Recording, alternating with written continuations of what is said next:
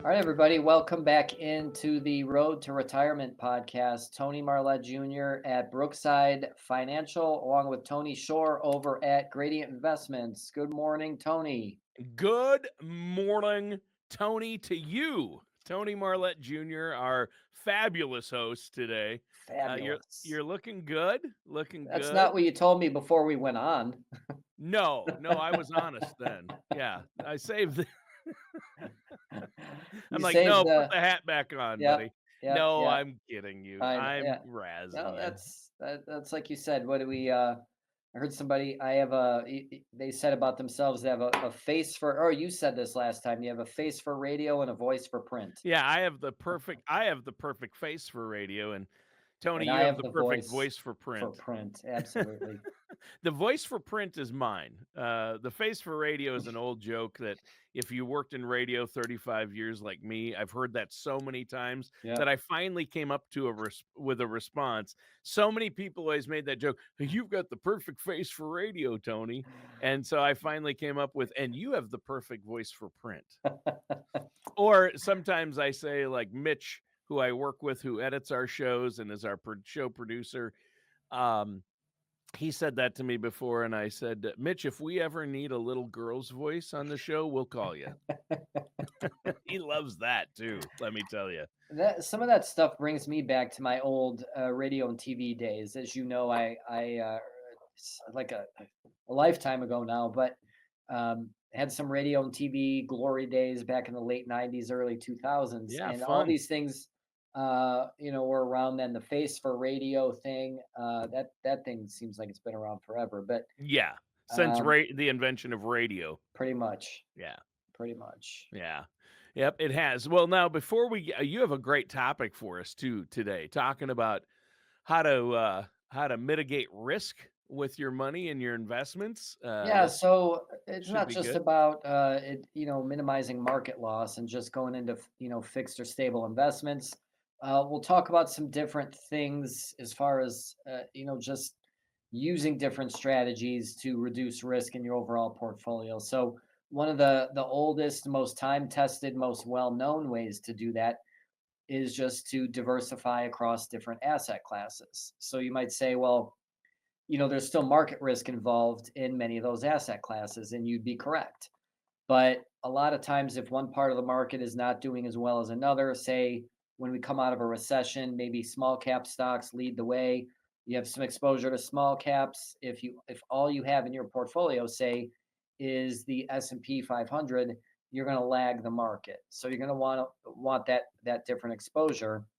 On the flip side, when interest rates drop like they are now, we tend to see that also benefit, just for example, smaller company stocks, so they can borrow more money to fund more ventures. They may not have the working capital to do that, so having some different exposure to things like that. Large stocks can be defensive, meaning they're not as prone to high volatility on either side. So diversifying is important. Bonds as well with different interest rate cycles. So there's so many different asset classes. There's so many different ways to diversify a portfolio out. The more diversified you have it, it may not be the sexiest in the world. You may not be able to brag about the 120% return on one stock, but over time, you'll appreciate the results. Sure. Sure, and that makes sense. And so I suppose balance comes into the play here. Like stocks and bonds used to be, people said, "Well, I am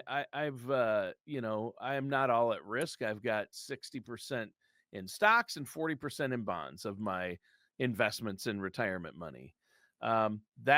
That didn't work for a while. Well, interest rates bonds were upside down for so many years. Right. Now we've seen them come back a little bit, so now that might work a little better. But you're probably talking about diversifying beyond the stock market, because even bonds, and even if you have a really diversified portfolio, there's still risk, right? Sure. In stocks and bonds. Yeah, absolutely. So there's still market risk involved. Obviously, you mentioned the 60/40 portfolio before.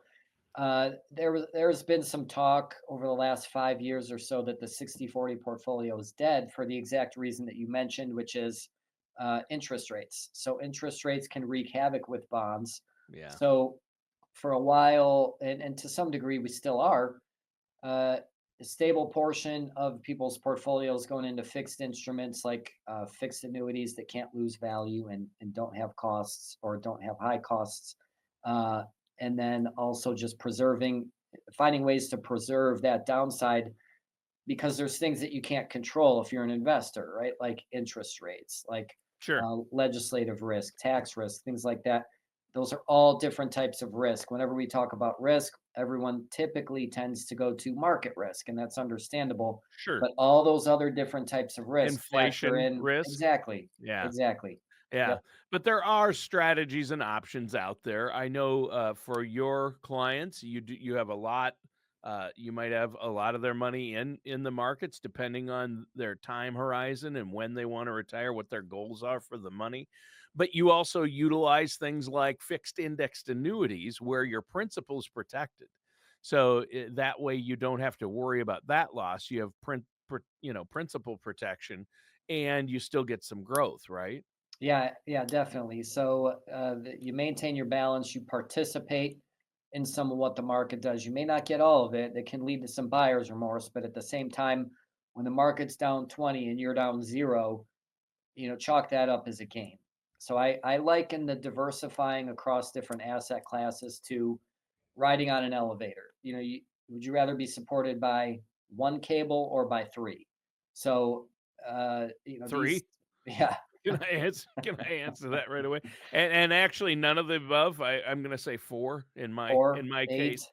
Now, 12. now for our viewers who actually watch this on video, I wanna remind them that the camera adds 100 pounds if they look at me on video. I just wanna remind them that the camera adds 100 pounds, but I do need the 4th cable, Tony. Oh, I thought you meant just because 'cause you're scared. That wasn't a Oh, no, weight both. joke. I No, got there's it there's now. I get no, it there's now. no, I'm also scared. All right. Uh Yeah, I'm not a fan of elevators or small spaces, but Yeah, I always preferred the escalator over the oh, yeah. elevator. Oh, for sure. Yeah. The escalators It's a are lot are more fun. kind of fun. Yeah. Yeah, yeah. Yep. Well, so I like the analogy though of how many cables do you want holding up that elevator that you're riding in? You want diversification. You want more than one option, Sure. and you have a number of options. In fact, as an independent financial advisor, your firm, you and Chris and everyone there at Brookside, you look at all available options. That's the beauty. You're not beholden. You're not with one big box company who says you need these products because there are our company's products and that's what you're going to use for your financial future. No, you're going to use stocks, you're going to use bonds, you might use cash value life insurance, you might use annuities, you might use REITs, or you might Mhm. help your clients with real estate investments. There are different options out there, right? Yeah, absolutely. So when I build a portfolio, that's the first thing I look at is we don't want to overlap. We don't want to be too redundant. We want to we want to get somebody the best opportunity to hit their actual goals. Sure. Part of hitting your goals too, I think another way to diversify or to preserve a portfolio or to protect it is to maintain a steady cash reserve. This doesn't Yeah. mean a cash reserve in your investment account necessarily. This is plain old bank cash, or cash at home if you prefer. So maintaining a reserve of anywhere from 3 to 12 months depending on your expenses, depending on where you're at in your working career. 3 to 12 months worth of living expenses is going to allow you the opportunity to be more aggressive with your investments and not lose your mind when the market drops. So if you have Right. enough saved off to the side, you're not going to worry about the market wreaking havoc, 5% here, 5% there with your portfolio and say, oh my gosh, this is my only money. I have to preserve it. If you have a cash balance on the side in the bank or at home, like I said, that can help you with being more aggressive in your The investment. emergency liquid fund. right? Absolutely. So that has to be part of it. You have to have a portion of your money in a liquid emergency fund. You want a portion of it in principal protected options where you know you can't drop below that. A certain amount of your money is protected and not at risk. So you need money that's not at risk. And then you want money that's, geared toward more growth, which is going to also come with some risk. Is that what you're saying? Yes. And do you like my elevator analogy? Love it. You got to The be three honest, because I cables. got another one. Oh, you got another one. I got another one. I I don't think know how you'll you're like gonna this beat one. the elevator analogy because I've talked to hundreds of advisors and done thousands of financial shows, and I've never heard the elevator analogy before. So one of my jobs towards the beginning of my career was talking to 401k investors about the ins and outs of the markets and things Mhm. like that. And I'd use these analogies, and a lot of times they really hit home. So the cash reserve one I'm a big fan of. And the example I use is in football, it's like having a good running game to set up your passing attack. If you don't have a good running game, Mhm. your passing attack is going to be very predictable. The defense is just going to go right after it. But if you have a good running game to set it up, defense has something else to think about where it might open up your That passing play attack. action fake works a little better when you've There you been go. running the ball, right? There you go. I like that. Yep. Yep. That's a Uh, good sports analogy. One other method I like here is dollar cost averaging, and I think this one's underrated. So, dollar cost averaging is just contributing to an investment account in regular intervals, regardless of what the market's doing. I don't care if the market's down 20% or up 20%. You're putting the same amount in. Let's just say it's $100 a month. You're putting the same amount in no matter what. And this is really what a 401k is good for. And this is why people see throughout their working careers pretty good amount of success with workplace retirement accounts. If you're putting in 5% of your paycheck, you're not contributing 4% when the market's down or 10% when the market's up. You're doing 5% all the time for the most part, and you're buying more shares when the market's down. You're buying less shares when the market's up. So ultimately, when the market does rise, you have more shares in your account to reflect that Yeah. uptick. So that's dollar cost averaging across the board. If you on a regular frequent basis, like once a month, put 6% of your paycheck in, which I think a lot, whatever you have to put in at least enough into your retirement account to get a company match Excellent from point. your Yep. employer retirement plan, like a 401k, 403b, TSP, et cetera. As long as you're contributing enough every single month, that's huge. That really contributes to the growth. And not just 401ks, but if you make a regular monthly contribution to an IRA, have that money taken right out and go into an IRA if you don't have a company plan. But most people today, their companies or employers provide some type of 401k plan. Yeah, and the thing I like about it, you're right. Even if you don't have an employer-sponsored account, you got to have the discipline to do it no matter what. And like I said before, I don't care if the market's down 20%. That's the time to put the money in, Yeah, not to hold back on your contributions. right. That's a Yeah, good some point. people when they have retirement funds or if they independently play the stock market and it drops 20%, they panic and pull their money out of the market, which Right. is that's what the majority of people end up uh selling low and buying high, which is the opposite of what they should do. And Warren Buffett talks about that all the time. Right. He's the Oracle of Omaha, one of the probably the premier stock market investor in the world with Berkshire Hathaway. And he always says, don't try to time. It's not you don't time the market, it's time in the market, Right. Yeah, right? no doubt. And yeah, not to be, you mentioned the Oracle of Omaha. Don't confuse that with the Oracle of Parma, which is Chris Anselmo. Oh, the Uh, it's the Oracle of Ohio, Oracle of really, Ohio. All right, we had to is get is one Chris Chris reference in here Anselmo. today, right? Yeah, well, yeah, if we don't mention Chris Anselmo's name, you and I are out of a job, I think. I think That's it's a true. requirement to mention it on the That show. is in my He's the employment boss, contract. right? Yep, Yeah, yep. it's in your contract. He might come to us and say, "Yeah, I don't want you guys ever talking about me." Yeah. So It then we could got go to either way. do a new contract at that point. Yeah. Yeah.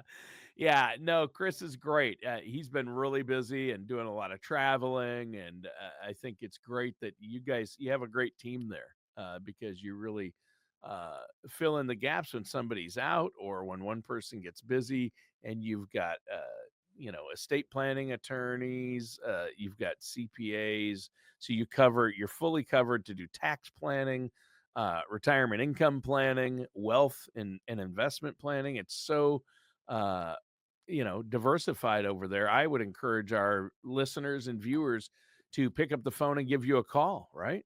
Yeah, we've been seeing so much of that.